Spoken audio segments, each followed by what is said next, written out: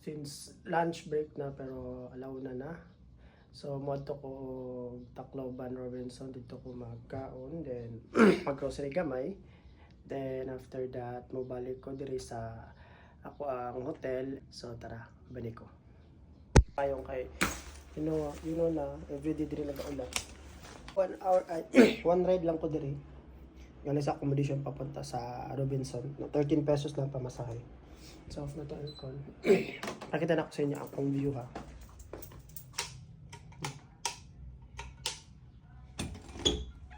Charan! Look at my view. Sa 3rd floor ako. Ito yung view.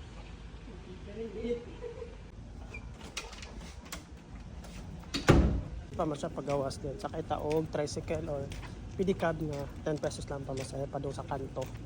Then sakay na din tag. Sakay na din taog. Dito ko bago na to. Doon.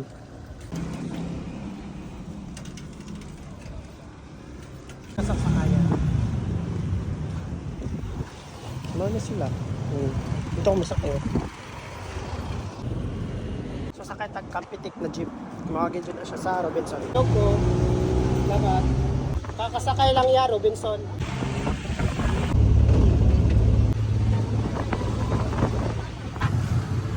Ay, the stadium of water bending. Basa kong tingin pa.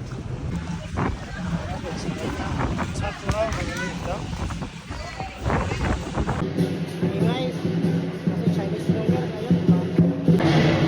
Hanap tayo ng ibang makakainan kasi ang daming tao sa Chowking. God, daming tao. The fuck? Mag-McDo. Wala ako nagmamakdo eh. So, mag-grocery tayo ng content para mag-high pa. Pero mag-lisod dito video guys. Ako dala, as you can see. So, kita-kits na lang sa apartment na ako. Bye-bye. So, wala. Napapasok ko sa stadium. Ano ko dito?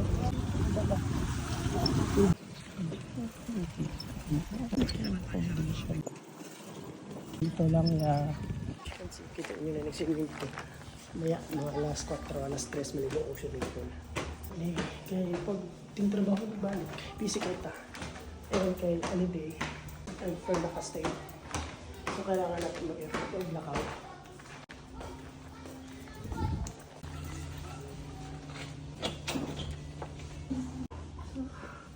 Yun lang. As of now, ito lang, kikapoy ko. Bye!